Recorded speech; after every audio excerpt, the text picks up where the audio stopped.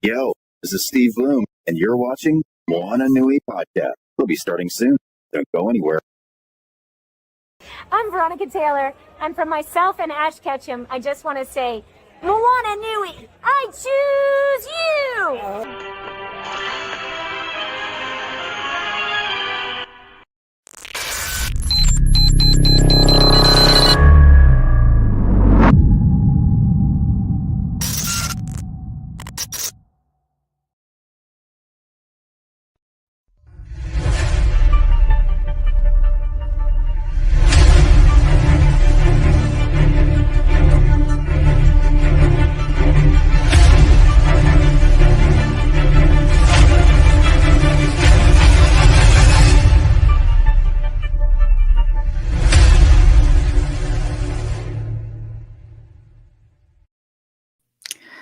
Aloha, mai kako, everyone. Welcome to tonight's episode of the Moana Nui Podcast.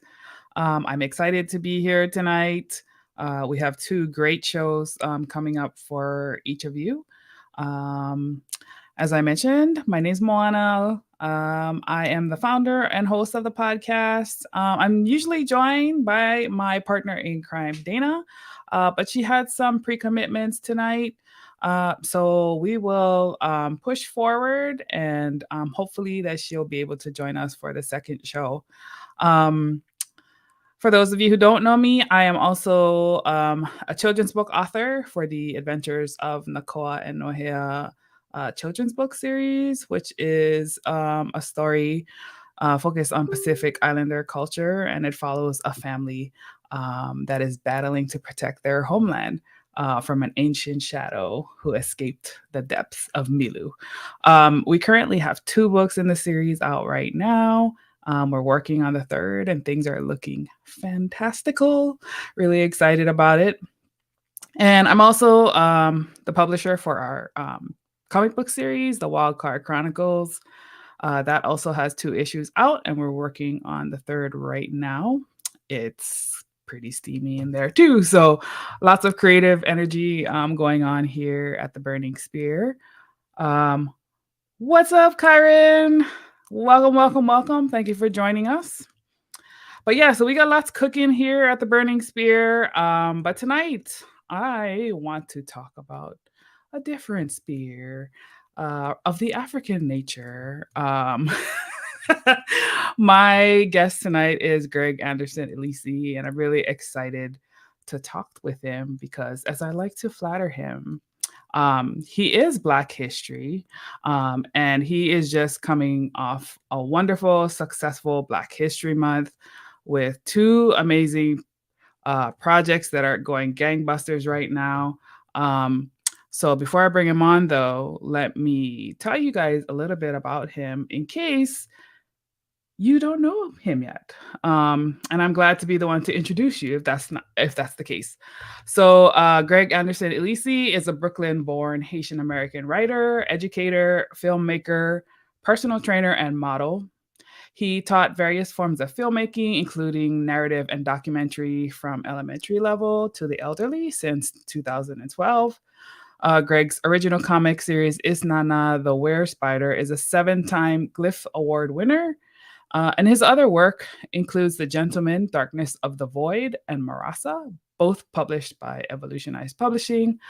OneNation Stronghold, published by 133 Art Publishing, and of course his work on the Lion Forge graphic novel Puerto Rico Strong. Tonight, we're going to get to learn more about his newest project called Dreamer, that he did in collaboration with Akim Aliu, as well as his current project live right now on Kickstarter, Isnana Drums of Ogoun. So, with all that said, let's bring him on. What's up? What up? What up? How you doing? I'm doing good. I'm excited. We were able to reschedule since you were in the middle of a pretty busy week last month, right after the launch of the book. So thanks so much for coming on and giving us some of your time so that we can catch up and see what you've all been working on since the last time we had you on the show. Awesome. Yeah, apologies for the last time. It was madness, but Good madness. so glad we was able to reschedule. Thanks, Kyron. He is. He'll be doing the thirst traps, y'all. If you don't follow Greg, make sure you do because he drops them once in a while. He's gonna try and act shy, but he know what he's doing. It's all Photoshop. Thanks, Yanni. Oh my gosh. I was just about to say something, Kyron. I'll be like, yeah, no guns tonight. No guns, y'all. Well, not we can bring the guns, but not the guns.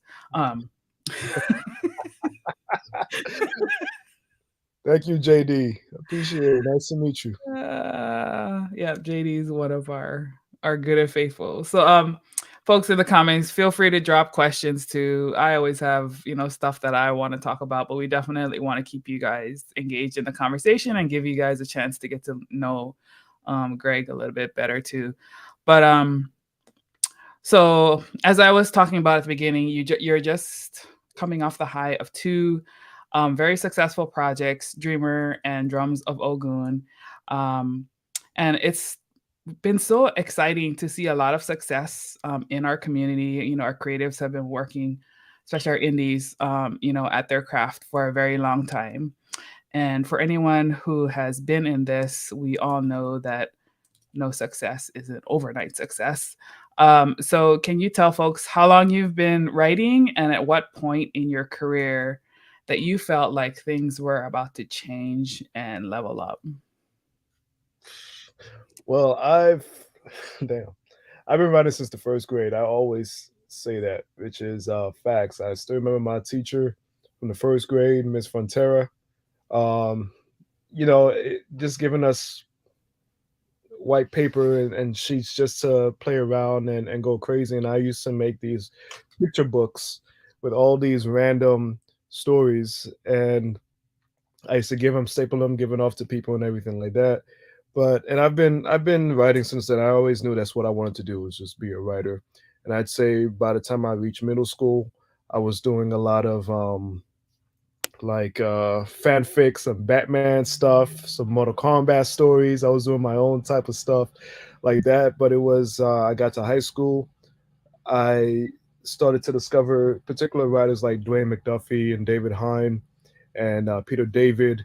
And I got this book that Peter David wrote about creating comics. And it was when I finished reading that, I was like, this is it. This is what I want my life to be. And that's what I've been doing ever since. But in terms of, I guess, the turning point, I'm always going to say the very first time I got my my first box of It's Not a Volume 1, because it was like I wasn't in an anthology maybe a couple of years before that, but finally getting like my first actual comic book in my hand was, I'd say, the monumental moment for me where I was just like, yo, this shit is really happening, So yeah, I'd say that for me. Oh, you're muted. Okay. See, look me at trying to do too many things. No, that's awesome. It's something special about like seeing your work for the first time, like especially if you're self-publishing, like all of the hard work that you put into it finally come to fruition. It's definitely a really special moment. And having followed your work over the last couple of years, I think the first time I saw you was at the Urban Action Showcase Really? in New York. Yeah, I think so. Um, I can definitely see like the evolution from the storytelling perspective, the character development, and even like the artists that you're working with. And for those who have not heard of it yet, his Kickstarter, Drums of Ogoun, Greg gave me the chance to pre-read it before he even put it on Kickstarter. And I knew this one was going to be successful. He like already smashed his goal. He's, I don't know, 30-40% over it. And it's no surprise to me. It's very deserving. And you know what? Let me grab the link. Let me make sure I appreciate that. Thank you. folks can see this, because I feel like it's a pretty magical connection between you and Sean, because Sean's been leveling up too. He's had recent success. Well, not recent success. He's been successful for a long time, but I think his platform is broadening now that he's doing Bishop War College Marvel. And he was attached to a Luke Cage book initially. Right. They scrapped that, but I'm so freaking proud of him, especially because I've been a fan of his for years, and I've always wondered, how is he not in the mainstream? How is it that they haven't found him yet? But luckily, at the same time, I was glad they did it, because I was able to lock him down for this project, and then that's when he started getting those big gigs. So I'm just like, whoo, I got lucky. I got real lucky right before, But I'm so freaking excited and proud of him. It's like seeing him, I guess, in the big leagues, as we call it. That's dope. Yeah, I'm really excited. And for him to be working on Bishop specifically, like, I think we can all agree that Bishop needs more love.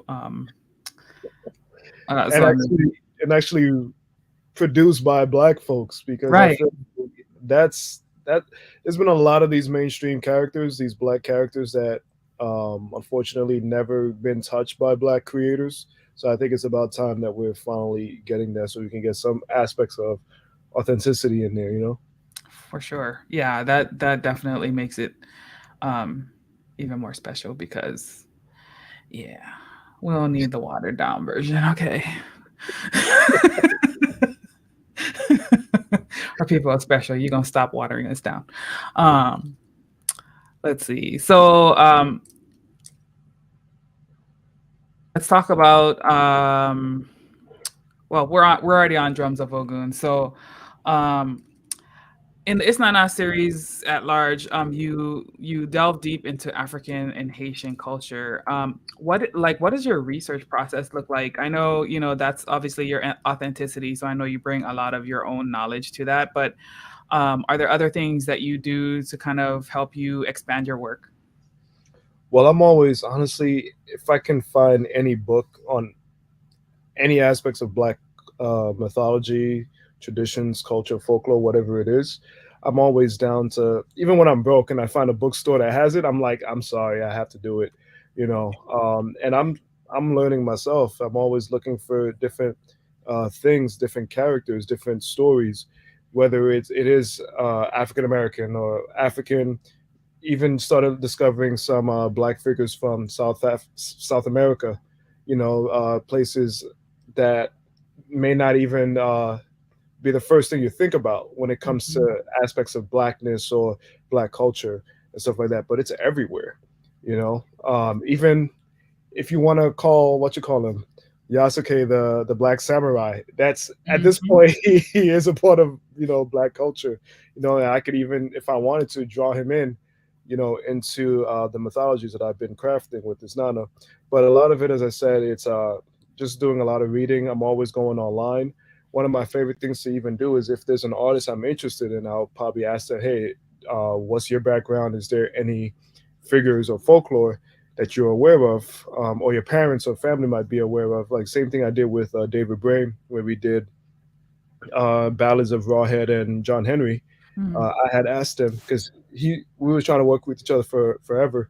I asked him, hey, do you know any particular figures? And given that he's connected to the Gullah Geechee culture, he brought up Rawhead and Bloody Bones, and that was a figure I never even knew about. And I did my research, and I was like, bro, we definitely got to do this story. And so that was something where it's like I get to learn and also introduce other people to it as well, which is essentially what I want with this series. It's hopefully entice people enough for them to do their own research on who are these Black figures that's out there, because we have like firsthand knowledge of like all the Greek gods and European fairy tales, Right. but it's like we got to go the extra mile to even be introduced to a lot of these Black gods and deities and heroes from various cultures. So I want to be one of the people out there who's trying to change that narrative. Yeah, for sure. I feel very similarly to, even like with my own culture as well. Like when I'm creating for my series, Pacific Islander is even smaller, because there are like a lot of oral traditions that, when they tried to outlaw language, then a lot of that stuff got lost. And so now it's like, I don't know if like, do you face this too, where do you ever worry about like accuracy and like in the storytelling? Because I know, especially for people who come out of that, it's their part of their culture, that's obviously really important to them. Is that something that you kind of struggle with too? I'd say it depends on who the figure is, Mhm. honestly, because I'll use a bit of a story.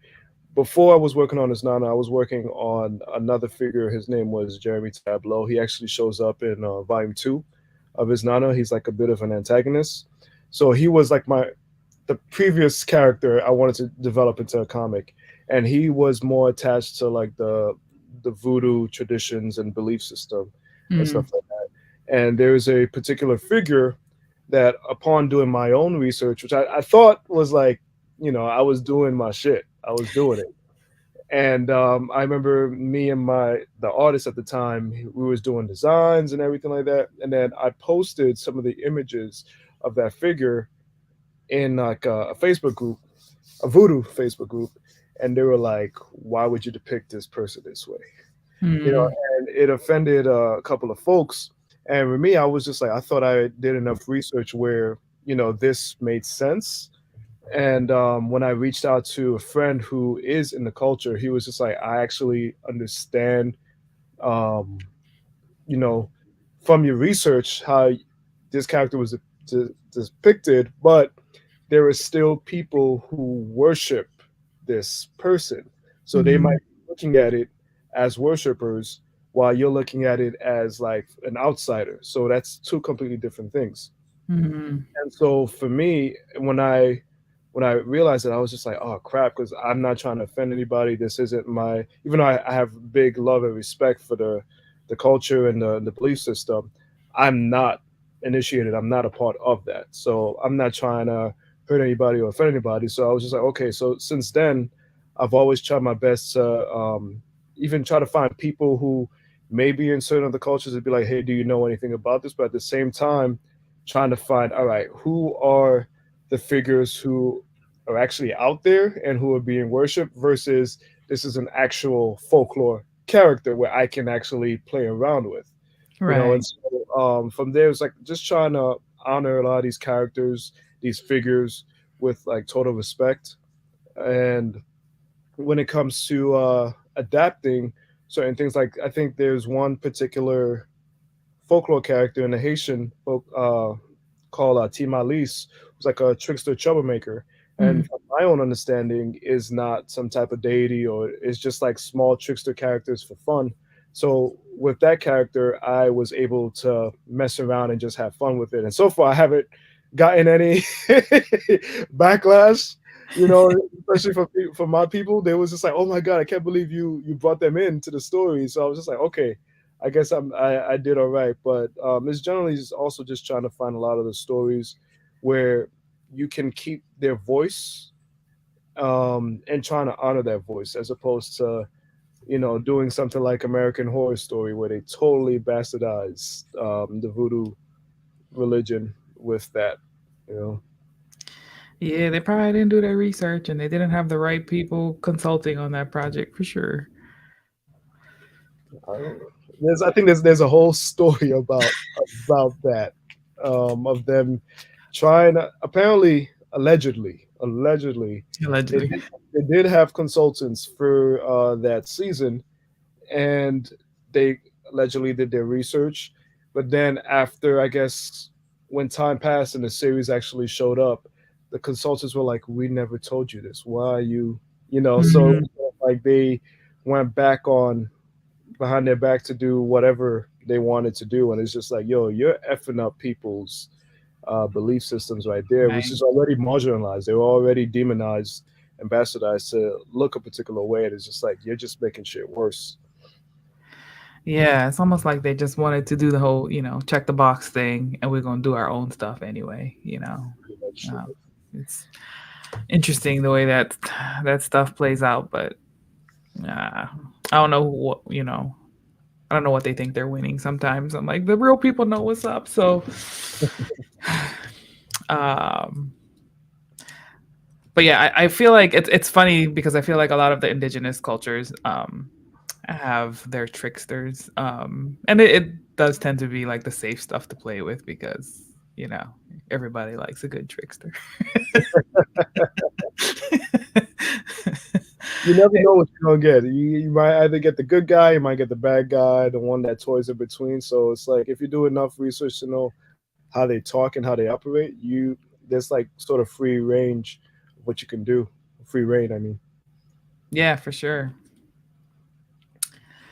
All right, so let's talk a little bit about Dreamer with a different kind of trickster that was not a good one. Stephen Downey. Uh, Uh, so for those who don't even know about your book Dreamer, this book is published by Scholastic, which is amazing. As a kid, I lived for the book fairs that Scholastic would host at my school. Like I saved all my pennies, y'all. Like that was the jam. I don't care. They're getting all my money. It's still probably true today. I am a bookworm too. So like you, I don't care if I'm broke. If it's a book about Hawaiian culture and I know it's hard to find, I'm buying it. I don't care. exactly. My stacks just keep growing and I can't keep up with all the stuff that I buy, but it's okay because if books are one of those things that like, if one day they decide to turn off the internet, I still got my books and you can't keep that knowledge from me. But with that said, how did the Scholastic project come to be? I know with a lot of the bigger publishing houses, it's obviously like a lot of them don't even take open submissions. So how did that land? Well, land in your lap. It didn't just land in your lap, but how did that come to be? Crap. It was actually a lot that just seemed to center into me getting picked up by them. So I think first and foremost, editor Mike Patronek, who he read some of my he read my short that was in Puerto Rico Strong, and I think that stood out to him surprisingly, because I'm saying surprisingly because it's funny when people talk about that book, mine never gets mentioned, my short. So like I was just like, oh, okay, well, I thought it was cool, so that's what mattered. So then when I heard like he read that short and he was like, oh, I think he would be perfect for this project, I was just like, what, that one, cool. And I think on top of that, there were I think they were interviewing like 9 other writers. Him and Akeem is the hockey player who this book Mhm. is based off of. They were looking for particular writers, and I was like I think one of 10. And while they were still asking around, I think there were a couple of writers who actually recommended me and said, "Oh, I think Greg would actually be perfect for this based off of what he's done and everything like that." And it just so happened that I was already in the running, so I guess just having those people recommending me as well, and I think that sort of helped them decide, all right, let's give him a shot. And so Akeem, he apparently interviewed every single writer that they were considering, Oh. and I guess I beat them. I beat them 9 or whoever others was part of it, and so that was cool. And just getting to know him, I had to interview him a couple of times. I interviewed his parents, his best friend, his brother, just to help get this story of what was going on in his life. And it was quite an experience. I really enjoyed it. Yeah, that I mean that is like such a special thing because in a way it's I guess they would call it like almost like a biography in a way, and like telling a portion of someone's life. I feel like is really special because it's personal, it's intimate, and for them to be open to like allow someone else tell their story, because I feel like not everybody can tell your story, right? And it has to be treated like with respect. And so um I think he obviously made a good decision. That I really enjoyed the graphic novel. I learned a lot. You know, hockey is not a sport in which you see a lot of black faces. Um, and so it was like very interesting to me to see it from like a personal approach to it, and seeing like a lot of the hazing and stuff that happens, the racism, obviously. And for those who don't know, Akeem is Nigerian and Ukrainian, so he's obviously mixed ethnicity. So he has the challenges of that, in addition to like playing hockey. I think he obviously played in Canada. Did he play in the US too? Yeah. Yeah, so it's like, so many complexities that he's facing, in addition to just like his ancestral ties. Yeah. Um, And which a lot of bullying, stuff like that. And I actually learned about a situation that had happened, that's not in the book, and I was like, Akeem, why did you not freaking tell me about this, dude? So we're trying to work on a reprint that will include it, but essentially it's another wild, crazy racist situation with a trainer who um, dressed up as Akeem for Halloween in blackface. And Akeem actually thought he told me about this, but I was like, bro, you did not tell me about this story. And then I found an article about it like a day or two before our tour, and I was like, what the hell was this article when I was researching you, dude? right. But yeah, there's a whole bunch of stuff that he went through, even stuff that I don't know if he blocked out or he just didn't remember at the moment when we were writing the story. But it's like, yo, this guy went through a lot, and just thinking about the fact of he's most likely not the only one, Yeah. because hockey is literally is 5% black people, Hmm. or like less than that probably, because I think it's 95% white people. So the percentage of people of color is very low, and I think he's gotten so many messages from people who play hockey who have experienced the same thing. So he's sort of Yeah. like a hero, and he's just the first one, unfortunately, to expose a lot of the stuff that goes on in the hockey league, despite the fact that they like to preach that diversity in hockey is for everyone and stuff like Huh. that. But in practice, in reality, it's not. That's not quite it. Right. I mean, it's easy for those who come out of the majority to say that, it's for everyone. Not really. Not if you're on the other side experiencing it from the other way. Right. We see that not just in hockey, like in the workplace and everyday life. Empathy is something that is in shortage for some people, because they've never had to like think about living life in another person's skin, right? Like it's not being black and being a person of color is not something you can blackface or mask. Like it it is what it is.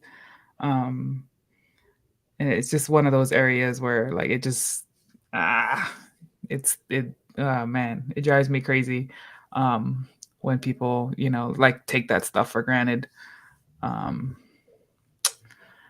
Yeah. So I applaud Akeem for, his bravery in telling this story, because it's based on real life people. So I can only imagine the backlash he got from, certain parts, certain communities, about this story too. Oh yeah, I think he welcomes it. I've talked to him about that. He was like, I don't care. He's such an interesting individual, man. But yeah, like I remember, I think because something it was some other exposure thing going on, and I was like, man, people gonna be mad. He was like, oh well, Right. Uh, that's awesome. yeah, I respect him so much, man. Yeah, for sure. So so when you first found out that you were chosen for the project, who's the first person that you told?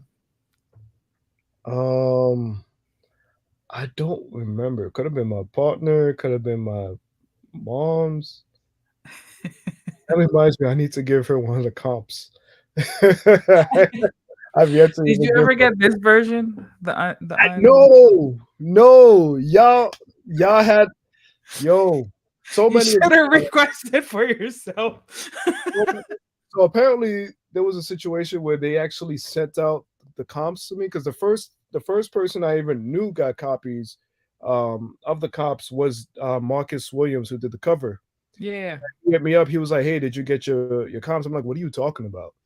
And later, I think I eventually learned that they sent it to my agency. I think they thought, I don't know, that was my address or something, but my Mhm. agent got it.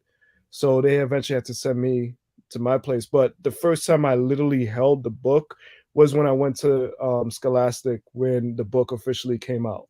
Got you. And I was just like, yo, I'm mad that all of y'all got to see this damn physical copy before I did. That didn't make any sense. And even Akeem was like, dude, you haven't. I was like, no, dude. Stop rubbing it in. Damn writer of this damn book. And I was like, what the hell? You need to get your hands on one because like it's not even colored. Like Oh, that's how whoa! I yeah, it's want not that. it, Yo, I never seen that. yeah, it's not colored. So I was like, oh, I wonder if like because the first couple pages are colored. And then I went in, I was like, oh, then it's black and white. I'm like, okay, they're probably not done yet. So Oh, it was yeah, done. It was done. I think they're very specific with that review copy. Now I'm gonna ask them for that review copy. I had no idea it was black and white. That shit is fire to me. yeah, no, yeah, it's cool. And then I got the colored one, and I was like, oh, I actually kind of like the black and white because it's I don't know, it has like a special I don't know, it's a special emphasis because you don't see the color, right? So yeah, it's a nice contrast there for sure. Let's see. So what was it like on this book tour? So are you guys done yet? Are you still going? What's going on with it? Oh no, it's done. It was a couple of days. It was so much fun. It was so much freaking fun. And you saw the videos. Unfortunately, I had to take the videos down because of we have kids The all up school, in yeah. there and all the other stuff like that. But it was just a blast. We started off. Well, Akeem started off in New York. He was doing his press and everything like that. We were supposed to go to a particular school. We didn't get the opportunity to. We were supposed to have a signing at Forbidden Planet, but that didn't happen. But he started his tour in New York. I met up with him at Scholastic. It was the first time we met up face to face, so that was really cool to finally meet each other and spend time and hang out and stuff like that. And then we went to Atlanta. We went to 3 schools in Atlanta, went to Chicago, and then we were supposed to go to LA, but I guess the plans fell. So I ended up just going to San Diego for Black Comics Day. But Yeah, yeah. just being on stage with him, we were telling our stories and just hyping these kids up, and they were just absolutely great. A lot of them, so many intelligent questions that they were asking, and we got pretty deep and personal, vulnerable with them, and everything like that. And the teachers were wonderful. It was amazing. I'm just like, yo, is this like a Scholastic thing? Because I want to do this all the time, bro.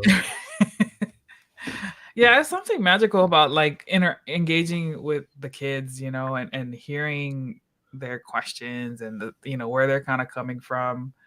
I did a couple school visits when I went home, and just something about that, like it just makes all the struggle of the creative process and your own like internal writer's block and all that stuff to see their reactions and like the types of things that like the inspiration too, like, oh, I can write my book too, like this is what I want to write about. I'm like, yes, do it.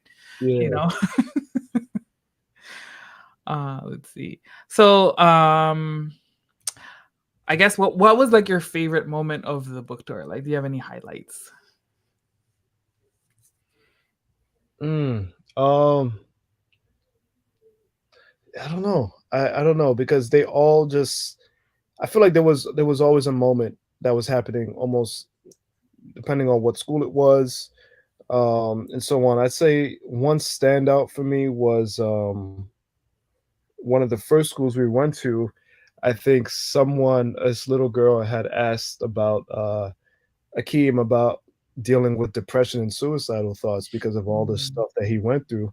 And I don't think that's just a thing that Akeem went through in particular, like depression or whatever. But I use that opportunity to speak up as somebody who actually has experience with depression and suicidal thoughts. And I think that aspect of being vulnerable really helped her and everyone else, because I kept getting approached afterwards asking, like not asking, but like people saying, "Hey, thank you for being brave enough to share that."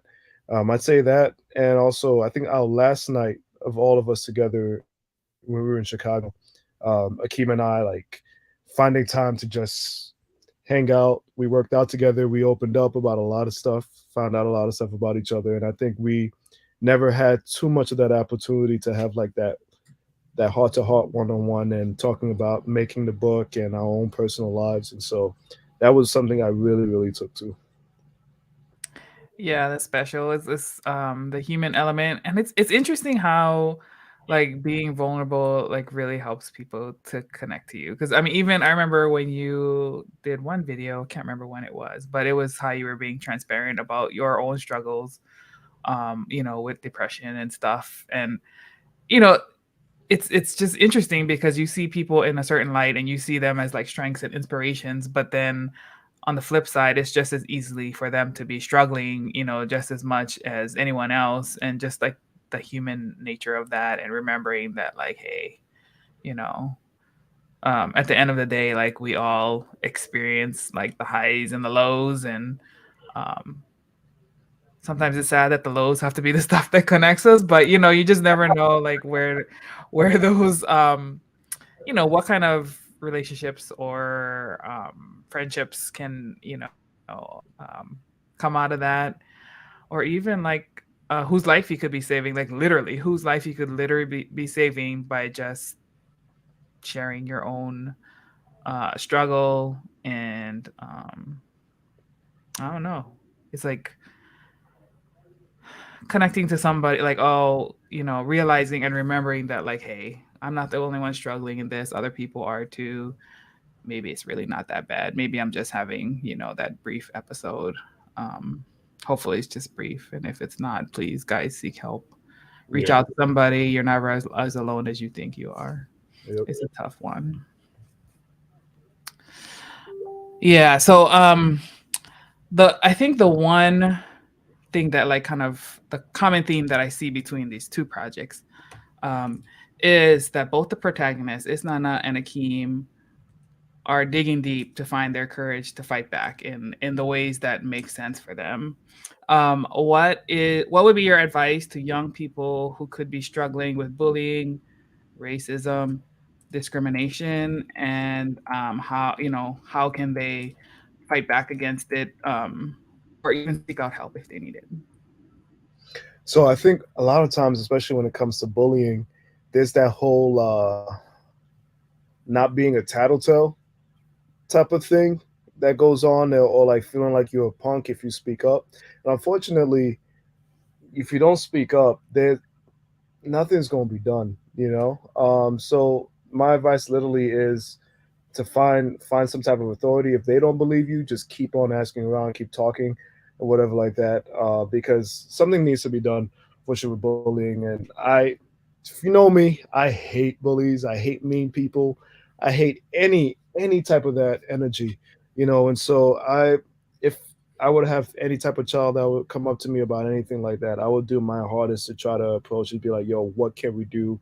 Something needs to be done. Do we need to talk to the parents or whatever like that? And unfortunately, sometimes the parents are the bullies themselves.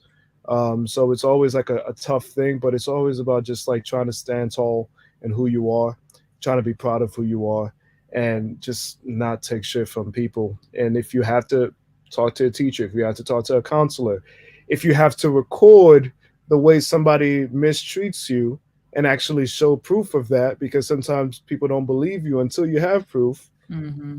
Just got to do what you have to do, because sometimes it's really about exposing how fucked up people are. Because sometimes just saying it is not enough. You need to just expose them, get to the root of the problem, and try to nip it in the bud right there. I love it. I love it. Um, yes, that's great advice.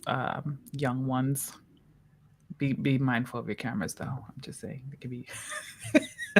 I know, like, there's definitely a lot more tools available now. I think, like, back in our day, we ain't that old, but we ain't had none of cameras. People just get slapped in the face. You just get It became a story to tell, but no one actually saw it. You had to be there. Oh man, some folks just don't know. Oh man. But Let's see. I also want to add that I feel like a lot of adults need to be more mindful and more caring, because I feel like unfortunately there's some educators that just don't take it seriously until maybe some kid kills themselves, and it's like, oh my Right. God, it is just like, yo, how do you not see this person in the hallway just getting railed upon or teased the whole time? And I just feel like even if there was someone reaching out, and unfortunately I know how it feels to try to reach out to a kid who is going through something and they just don't want to talk about it, or they get very angry about it, but just showing that you're there is enough to, even one day, just that kid is just like, fuck it, I need somebody to talk to. Yeah, for sure. Um, and I think sometimes even with adults, like the ones that sometimes I can see them being bullies too, but I think, each the person who is doing the bullying, the offender or whatever, a lot of times they're struggling internally with their own stuff, and it really has nothing to do with the other person. But unfortunately, like, you feel the effects of that. You can't help but feel that. Yeah. And so, yeah, like I like what you said about, like, if you're telling one person and they're not hearing it, they're not helping, like, find somebody else. Like, don't let that be the thing that forces you to, like, continue to deal with this by yourself, because man, I know there's a lot to deal with in the school system, but this is it's just at a crazy point, the things that our kids have to deal with now, like if you think about school shootings and the traumas, of all of that kind of stuff. It makes me glad that I grew up in Hawaii, an isolated place. Although there's things I see now that is still not nothing compared to things here on the continent, but over time, just I don't know. I think the downside of some of the technologies that it creates, it helps those who have that, like, those tendencies. It just gives them tools to do it worse. Um, but yeah, seeking out that help is really, really important for our young ones. So yeah, guys, I hope for those who are watching this and you have children, that you will share Greg's story with them. Let him be a positive role model and someone who your kids can really look up to, perhaps inspire. Through all of his work, he has a lot of different stories, and his work outside of his independent indie comics, and what he's doing with Scholastic. He's been working with children for a very long time, and so this is an area where he is really making a difference. So thank you on behalf of all of our next generations who are out here and really need some good folks to look up to. Appreciate it. Yeah, for sure. So I'm gonna pause here and, like, I know there's folks in the audience. So if you guys have questions, like, feel free to drop them and we'll have Greg talk about them.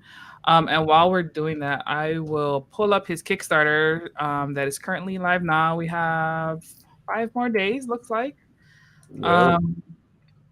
And it's going fabulous. I just want you guys to see some of this magic right here, because I am freaking excited. I have the digital copy, but I can't wait to get the physical, because I needs to put my hands on some comics. Let's see. Let me see if I can share the screen. Boom.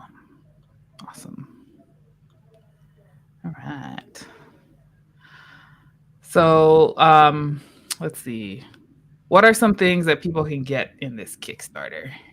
So if you keep scrolling, you can get this book. You can get either of the previous Isnana books that you're probably missing out, or you just want to jump on. So that's volume 1, 2, Ballads, Rawhead, Showtime, Birthday Day. So you can get all of that or any of it. You can get it in a digital level if you prefer reading in digital and saving some space at the crib. You could also get a whole bunch of different prints. I think there's 5 different prints that we have from 5 different artists, including Sean Hill, who is the artist of Drums of Ogoun. You can get a drawstring bag. We got 2 different T-shirts, trading cards, which seems to be a big favorite for a lot of people, because in the back of the trading cards of the various figures, you actually get some of the actual backstories and which culture they come from and stuff. So you get to learn a little something as well. Hey, Sean. Sean! And also, Drums of Ogoun has the very first story that my sister has drawn. My Oh, sister yeah. is an amazing artist, and this is her very first comic book that she got to do. And I'm very excited. And especially a lot of people have been asking me for years for us to do something together. So it was cool for us to do this. And her name is actually her actual name, not Blossom, Blossom, but her actual name is actually sort of derived from the goddess of love that we showcase in her story. So I thought that was like a cool little Ah, in there. that's cool. Oh yeah, various covers. We have various covers. So you get to choose your favorite, or you can decide if you want more than one or every single cover as well. That's what's up. Yeah, and there's also add-ons. So if you want, there's a tier that you like, but it's missing something, like me. I wanted to get some shirts and some swag because I have most, if not all, of his books already. I think the only one I don't have is Oh yeah, Rawhead. This one. Rawhead. Yes, this one. I thought I did it though, but I think when you had that campaign, I might have just done the digital because it was it was a struggle at that point. Gotcha. But yeah, I think that's the only one I don't have. Even like Sean Black and White's like, come Yeah. on. So that reminds me. Yeah, we're doing a black and white edition as well. So before we got the colors out, we've had a lot of people who's just like, "Yo, please tell me this book is going to be in black and white." So I was like, "All right, I'll do a black and white edition," especially for the Sean Hill fans who want everything he does. And we also have a coloring book that we're doing. I forgot to mention that. Oh yeah, that's right.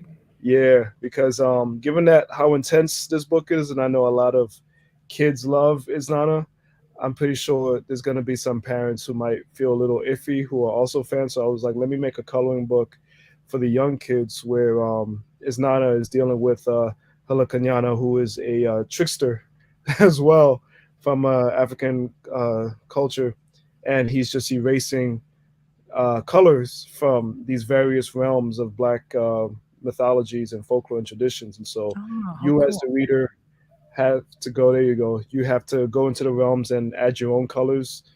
And also, even if you're not a kid, you get to have some fun and test out your own coloring skills. There's a lot of people who want to be colorists in comic books, so you'll be able to do that. I'll be able to send that both digital and physical as well. Oh my gosh, this is so cool. Yeah. I'm just looking at it. It's giving me ideas. I see portals, and I use portals in my book too. So, There you go. Ryan is making some dope stuff right now. Awesome. So it looks like we have one question from the audience, from Lani Kyrie. Hopefully, I'm saying that right. Sorry if I'm not. Would you or have you already write a story about your life and experiences? So I feel like a lot of stuff that I've written, there's moments that I actually do take from my life. Um, I don't know about one directly about myself, like some type of memoir or anything. I'll probably wait till I'm older, experience a couple more trials and tribulations and stuff like that. But I'd say one thing for me as a writer. There will be moments where I just take from something and I'll put it into one of my stories. And it's always nice sometimes when I hear some people like, yo, that scene really stood out to me. I'm just like, yeah, because that actually happened. But that, yeah, I'd say a form of writing is always implementing something about yourself, even though some personality trait or somebody that you know. So that's my way of putting my life and experiences into my work. Oh yeah, this is drawstring bag. Yep. Drawstring bag. There's t-shirts. I got mine. I'm excited. Can't wait to get it. And Thanks for the question, Lonnie. Thank you, guys. You got the black and white joint. Yeah, that one has I call that the history of his Nana. Yeah. So you see a whole bunch of the different artworks and from the different books that we've had, given that especially every book has a different artist. And oh yeah, I forgot. We also have a tier where you get to I guess get other books from Black comic creators who also do stuff on the different African culture, generally like voodoo and stuff like that. So I wanted to try to get some people who are actually Black and do their own research and stuff like that. Oh, it's Janae. Hey, sis.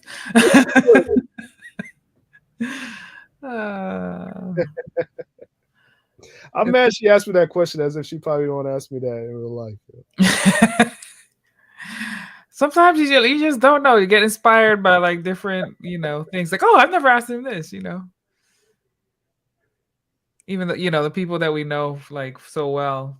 I'm sure it's questions that people ain't never asked me. But it's all good. I love it. That's why I love doing the podcast. You get to hear, different aspects of people's stories. So yeah, y'all, please get on this bandwagon. This is a for sure project. It is going down. Greg delivers on his project. Let me just show you. Wait, let's stop this. So of course we have Dreamer, the special edition here. You can't have this one, but you can have the regular one. Is Nana volume 1? I think this is 1. Yeah, 1 and 2. I can't find my other ones right now because I don't know, I got too much Kickstarter up in here. I got indie comics galore all over the place. I just got some new stuff from Victor Dandridge today. I think it's The Kindergarten, so I'm excited to check that out. I love Victor. Hey, Dana. What's good, Dana? Yay! She said same one. I said yes, please check out this project. I promise you will not regret this project. Like,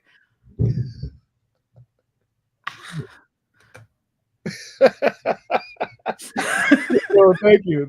I've been very, very happy of the reception that is gotten, especially from people that I know could be very particular about certain stories. So like the fact that some of them had liked this, I was like, oh my god, all right, cool. I'm happy about that. It's a deep story. Even though most, like, some people won't see it on the surface, but when I read stuff, I always look into like, I guess it's part of our Hawaiian nature. Like there's always the hidden meanings behind things. And I remember like after I first read it and I was talking to Greg and I was like, oh my God, this is like the feeling that I got from, like, it's just so much things coming at you every single day. That's what the damn monsters are, like, it's a struggle. It's like, I'm trying not to be that person, but you're pushing me.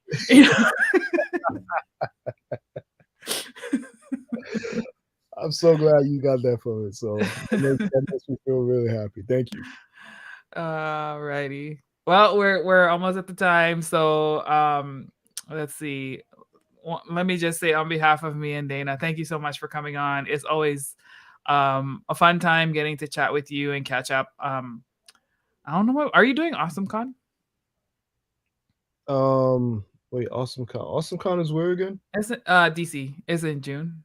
Are you doing that one? Oh, I'm not signed on for it at the moment. I gotta look into that. Actually. Okay, I was just trying to see. I'm like, when am I gonna see you again? Maybe I blurred. hopefully blurred. Are we Yeah, good? I should. I have my room at BlurCon, so I haven't heard anything about a table yet. I don't know what's Yeah, going. I haven't either. So I'm hopefully, I get a table this year. Cool. I should be there though. Dope. Yes, Janae. When we first saw the images in Patreon, I heard the drums playing immediately. Yes, me too. Like drums to me it's like the thing that unites the indigenous people. Like all of those cultures have drums at the center. It's like the heartbeat, just like the heartbeat of the people too. At least for us, like that's what it is, and it's like the bat signal to me for for indigenous people. Where the drums coming from? Where they at? My people are calling me. Yeah, so before we go though, for those who don't know yet, let people know where they can follow you. And you know what, let me also drop the link for Dreamers, so y'all can check that book out. It is on Amazon. I think that's the best place to get it, Greg, or do you guys have a site where people can get it directly from you so you can get more monies? I mean, I'm getting money through the royalties. If anyone, no matter where you get it, it's not too much, but it's something. It's something. But generally, you can get it off of Amazon, I guess, Scholastic's website or Kaepernick Publishing's website. Any big chain bookstore. I've yet to go into a bookstore to find it. It's just been time, but I want to go to like Barnes and Nobles and hopefully get a tear out of seeing my work there or something. But I know it's on there. You'll probably find it in Target, Walmart, any of those type of bookstores, and bookstores in general, I guess, should have the book. Awesome. And then what about your socials? Where can people connect with you online? Yeah, so as you see right there on the screen, if you're on Twitter, you can find me at Greg and Elysee. For Facebook, Greg A. Elysee. IG, Greg Day. That's DAE, where you will maybe once in a while see this so-called thirst trap that Moana was talking about.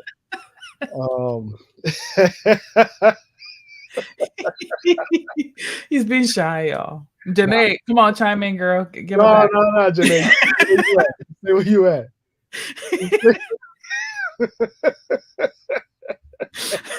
Thank you, Dana. It's the brother sisterly love. You got to rag on him, you know. You got to give him a hard time. Those are the socials that you will find me in. Awesome. All righty. Well, once again, Greg, thank you so much for coming. Congratulations again on your success with Dreamer and the continued success you're going to have in the last 5 days. We all know that it's a nice bump at the end. So guys, let's get that bump to be even bigger. He's at where are we at right now? We're at 16. I want to see this at 20. I can see this at 20. Let's do it. We'll see. You know, I've actually yet to crack 20. See, guys, let's help him achieve these goals. We are here to help people achieve goals. So please, if you can't back it, please share it. Comment on his post because that helps with the stupid algorithms to get seen so other people can discover the project. Trust me, the art is freaking mind blowing. The story is fantastic. Again, you are not gonna regret this book. And you can get his other books too, in case you're new to this wonderful universe. So go out and support. Thank you all so much for supporting Black independent creators and for continuing to be a part of the Moana Nui podcast community. If you have enjoyed tonight's show, please like, share, subscribe to our channel on YouTube and Twitch, Moana Nui Podcast. And feel free to share it with other people too. Like and follow the Agents of Geekdom. And I don't know if everybody knows this, but on Amazon, you have like a complimentary subscription. Like if you have an Amazon subscription, you can get like one free subscribe on Twitch or something. So feel free to like follow, subscribe to Agents of Geekdom. And you'll help us in that way too, to reach more people on that platform. But with that said, Thanks again, Greg. I hope everybody has a wonderful end of your week and a wonderful weekend. Please feel free to come back in 30 minutes where we have our next show with Alexandra Tercios, and we get to talk about her experiences as a Latin American writer and the stories that she's telling from her perspective. So take care, everybody, and we will see you soon. Bye-bye.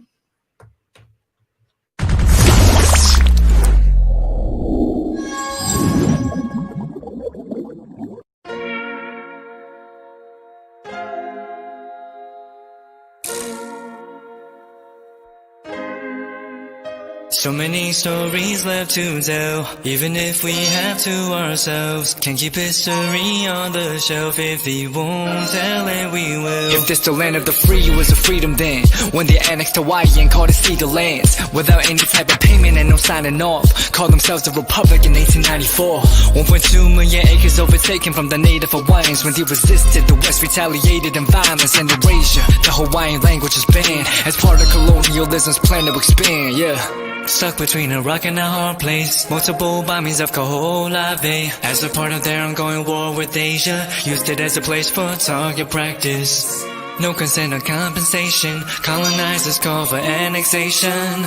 The work of all the locals. School never let you know. So many stories left to tell, even if we have to ourselves. Can't keep history on the shelf. If we won't tell it, we will. Too many stories left to tell, even if we have to ourselves. Can't keep history on the shelf. If we won't tell it, we will. We will. So if we put Hawaii into perspective, well, Black and Asian history is interconnected. Considering the fight with the Pacific, then of course versus Asia, they was treated as a middleman for war, but didn't let the Western colorism run its course. Cause dark skin was a sign of dignity to core. The land was taken in the name of capitalism, when prior to it was an actual kingdom. Clap back at the system. Stuck between a rock and a hard place. Multiple bombings of Kaho'olawe as a part of their ongoing war with Asia. Used it as a place for target practice.